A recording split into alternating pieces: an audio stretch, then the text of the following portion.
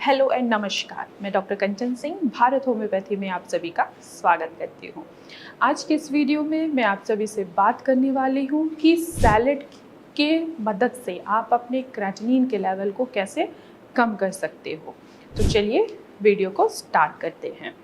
जैसे कि आप सभी को पता है कि किडनी का काम क्या है।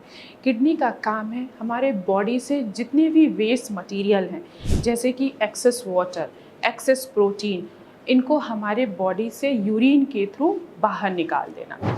जब हमारी किडनी प्रॉपर तरीके से काम नहीं करती है, किसी रीज़न के वजह से किडनी हमारी ख़राब हो जाती है, जैसे कि high blood pressure, diabetes, UTI, kidney stone, urine infection या पीकेडी के वजह से अगर हमारी किडनी प्रॉपर तरीके से काम नहीं कर रही है, तो ये जितने भी वेस्ट मटेरियल हैं उनको हमारी किडनी फिल्टर करके बाहर नहीं निकाल पाती है। अब यहाँ पे ये सवाल आता है कि एक किडनी फेलियर का पेशेंट क्या वो सैलेड का सेवन कर सकता है। तो आज मैं इसी टॉपिक पे बात करने वाली हूँ। एक किडनी फेलियर पेशेंट कि डाइट के अंदर दो चीज़ बहुत ही इम्पॉर्टेंट होता है। पहला, प्रोटीन। हम प्रोटीन ना देकर पेशेंट की बॉडी में एक्स्ट्रा क्रेटिनिन के प्रोडक्शन को रोकते हैं। दूसरा, हम उन फूड आइटम्स को ज़्यादा मना करते हैं जिनमें पोटेशियम की मात्रा ज़्यादा होती है। अब क्यों मना करते हैं?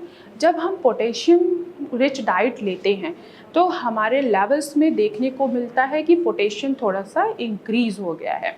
जब पोटेशियम इंक्रीज़ होगा तो सीधे आपके हार्ट पे प्रेशर देगा, तो आपको हार्ट अटैक या हार्ट से रिलेटेड डिजीज़ होने की संभावना बढ़ जाती है। तो हम दो चीज़ का बहुत ज़्यादा ख्याल रखते हैं। एक, प्रोटीन डाइट। दूसरा, उन फूड आइटम्स को मना करते हैं जिनमें पोटेशियम की मात्रा ज़्यादा होती है। जब हमारी किडनी प्रॉपर तरीके से काम नहीं कर पाती है तो हम मजबूर होते हैं कि अपनी डाइट में कुछ चेंजेस करने के लिए। अब हम ऐसे कौन से फूड आइटम हैं जो हमें नहीं खाना चाहिए अपनी किडनी को हेल्दी रखने के लिए? जैसे कि ज़मीन के अंदर जितनी उगने वाले वेजिटेबल्स हैं, यानी कि सब्जियां हैं, जैसे कि आलू, स्वीट पोटैटो या अरवी। इसके साथ ही साथ जितनी भी हरे पत्तेदार सब्जियां हैं, जैसे कि पालक हो गया, मेथी हो गया, बथुआ हो गया, इवन कि धनिया भी हो गया, इनमें पोटेशियम की मात्रा ज़्यादा पाई जाती है। इसीलिए हम पेशेंट्स को मना करते हैं कि आप हाई रिच पोटेशियम डाइट बिल्कुल भी अपने खाने में ऐड ना करें। अब यहाँ पे एक क्वेश्चन आता है। मेरे बहुत सारे पेशेंट हैं जो ओपीडी में आके मुझसे मिलते हैं, इवन कि ऑफलाइन जो पेशेंट हैं वो भी, उनके भी यही क्वेश्चंस होते हैं कि मैम गर्मी आ गई है, अब हमें खाना नहीं खाया जाता है, हम क्या सैलेड खा सकते हैं? क्या हम सैलेड खा के अपने क्रेटिनिन के लेवल को कम कर सकते हैं? तो मेरा जवाब है कि जी हाँ, बिल्कुल आप सैलेड खा सकते हैं। पर एक किडनी फेलियर पेशेंट को अपने सैलेड में क्या क्या शामिल करना होता है, वो है पत्ता गोभी, गाजर, मूली और ककड़ी। आप ये जितने भी मैंने आपको सैलेड के आइटम बताए हैं, ये आप इनका सेवन कर सकते हैं। इसका एक बेनिफिट ये है कि ये मीठा नहीं होता है, खासकर उन पेशेंट के लिए जो डायबिटिक हैं, जिनकी किडनी शुगर के वजह से ख़राब हुई है, वो इन सैलेड का इस्तेमाल कर सकते हैं।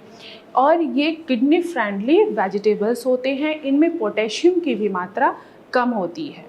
अब यहाँ पे ये भी सवाल आता है कि सिर्फ आपको सैलेड ही खा के अपने लेवल्स को कम नहीं करना है। ऐसा ना हो कि आप सिर्फ सैलेड ही खा रहे हो, सारा टाइम सैलेड खा रहे हो, आप रोटी नहीं खा रहे हो, आप चावल नहीं खा रहे हो, इवन कि आप थोड़ा बहुत दाल भी नहीं खा रहे हो। तो अगर आप ऐसा करते हो तो भी आपका लेवल बैलेंस में नहीं आएगा। आपको खाने के साथ साथ सैलेड का भी इस्तेमाल करना है। अब सैलेड आप कितना खा सकते हैं? बहुत सारे पेशेंट हैं ये क्वेश्चन ज़रूर पूछते हैं कि मैम हम सैलेड कितना खाएँ। तो आप सैलेड कितना आपको खाना है कि एक छोटा प्लेट, जिसको क्वार्टर प्लेट कहा जाता है, आपको वो छोटे प्लेट से एक प्लेट सैलेड खा सकते हैं। अगर इससे ज़्यादा इंक्रीज़ करते हैं और आप खाने में रोटी नहीं ले रहे हैं या चावल नहीं ले रहे हैं, इवन कि आप कुछ वेजिटेबल्स भी नहीं ले रहे हैं, तो आपके लेवल्स क्या होंगे? वो बढ़ते चले जाएंगे। तो आपको अपनी डाइट में सब कुछ बैलेंस करके ही चलना है। तो मैं आशा करती हूँ कि आज आप लोगों को समझ में आ गया होगा कि ऐसे कौन सा सैलेड का यूज़ करके आप क्रेटिनिन के लेवल को कम कर सकते हैं। तो आज की वीडियो में बस इतना ही, फिर मैं मिलूँगी नेक्स्ट वीडियो में। तब तक के लिए धन्यवाद।